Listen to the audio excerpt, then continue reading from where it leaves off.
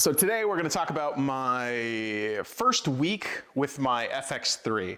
That would be a really great buffer video. You know, that's a trend chaser. That's what I need to do, chase trends to be successful on this platform. So I switched out my camera gear. See, I'm putting away my notes.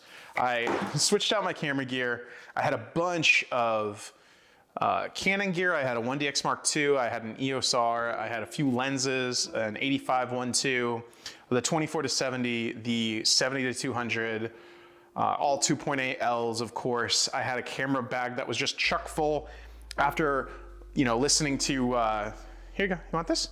After listening to Peter McKinnon, after listening to all of the YouTubers, which I learned so much from all of them, but I just bought everything that they recommended because why not? Let's take this back.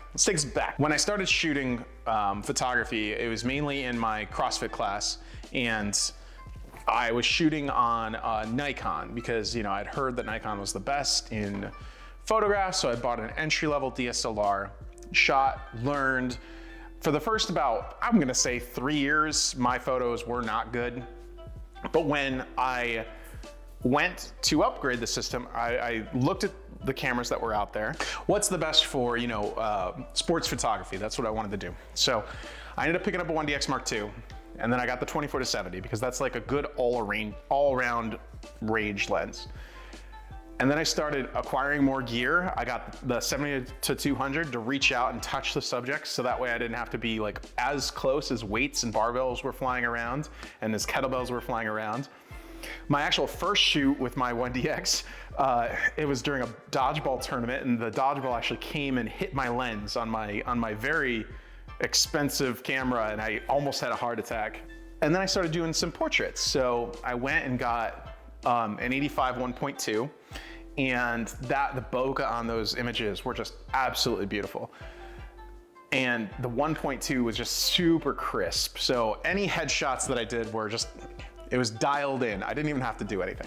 Those bodies, those lenses, they're not stabilized. So of course I had to pick up what was it? Back in the day, it was the, it's funny that I'm saying back in the day. It was the Kevin, no. It was a glide cam.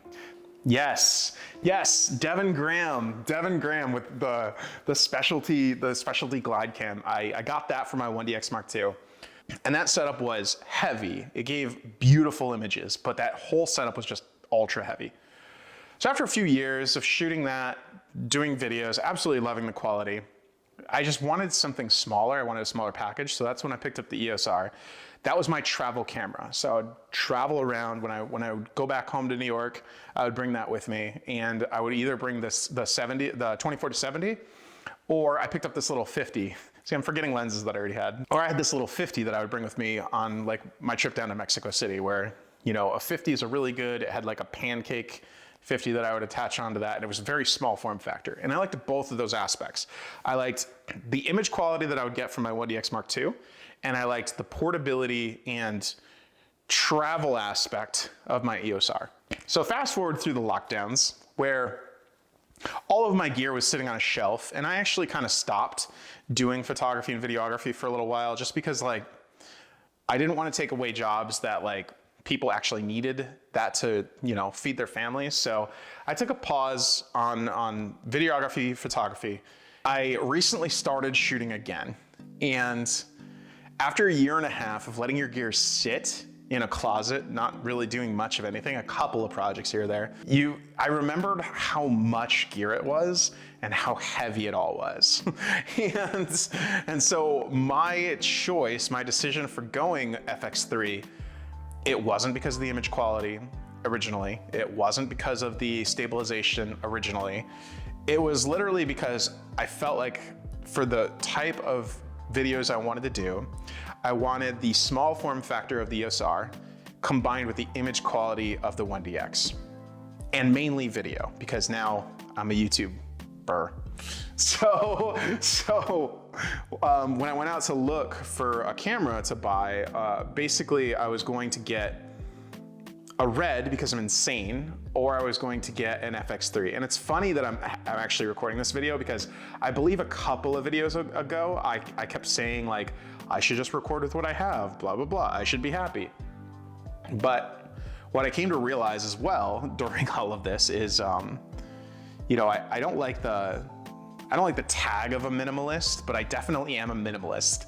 When I acquire too many things, and it's not like this cutesy little thing about like, haha, I'm a minimalist. It's like, no, if I have too much stuff, I get anxious and I like can't handle it. Like I need to ditch some of the things in my house if I acquire too many things. So I was kind of getting to that level with my camera gear. So basically I took all that stuff up to a camera shop. I know I didn't do Craigslist, I didn't do Facebook Marketplace, I just went to a camera store and I took a huge chunk of what would be profits if I had parted them out individually. But I just wanted the transaction clean and I didn't want the whole buyer's remorse or dealing with separate people like trying to lowball me for all my gear. So I just did a direct swap. I was like, give me an FX3, give me a good lens, and I will give you this stuff. And at the end of the day, I think I spent like 90 bucks doing the trade-in from one system to the other. And I was super nervous because I did what you should never do. I didn't rent this camera. I basically just watched a bunch of YouTube videos and made the call that this would be the right camera to go with. Do not recommend that. I almost had a heart attack. I had like a ton of anxiety around like parting out my stuff, about giving up my stuff, all the memories that are associated with these things. It's just stuff. You know, you don't have to be emotional about these things. And if I were to give up all that gear, or let's take the reverse. Let's say I bought this camera outright, I bought the lens outright, and I still had a bunch of stuff just in case. I could have gone down that route. I would have sat with that gear in a closet for another couple of months. New models would have come out, new versions of things would have come out, and I would have gotten less money for it when I decided or when I realized that this is all I need. I just ripped off the Band-Aid, sold all my stuff, got this camera, and went on the first test shoot, and it's amazing. I didn't have to gimbal it up. I could walk around handheld and it looked stable. The footage is just beautiful. The 10-bit color, just like, I haven't even shot anything in S-Log just because the standard profile looks good, but I know that when I get into color grading, I'll be able to do everything I could do with my 1DX Mark II.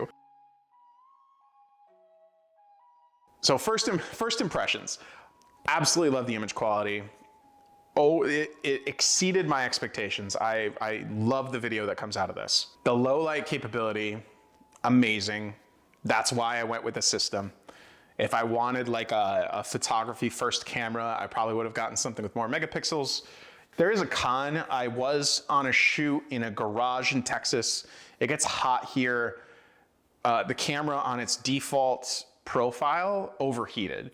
So I freaked out for one, because it flashed me back to mirrorless days when I was trying the A6400. Those just couldn't survive in CrossFit gyms back then. What I did find was that there's a setting, there's like a high temperature setting that I set it to. I haven't had a problem since, but of course I haven't really shot a hot event since. So I'll update you if that didn't work. And if it did work, I'll probably forget to update you. So if you don't hear another word about high temperatures or this camera dying, you know it went well. What I also love is the small form factor and the smart rig cage. I'm looking up who rigged out the cage. So James Matthews does an amazing YouTube video on a small minimalistic rig for the FX3, and I carbon copied what he did, so I'll post that down in the description below. It's an amazing little kit. I twist a couple hand screws, everything's good to go. I can just record stuff, and I'm actually finding myself more confident in this gear already, even though it's only been, you know, a week since I've bought that. So if you're considering getting an FX3, if you're on the fence, I would just say go for it. I love it. I'm not going to nitpick at the features and all that stuff, because there's pros and cons to everything you do in life. Just go with a system that you think works, and if it doesn't, change it out. But so far so good. Absolutely love it. Great job. All of the thousands of people that it probably took to make this thing, and I'm having a really great time with it. That's it for me. Until next time, I'm going to play fetch with Eddie.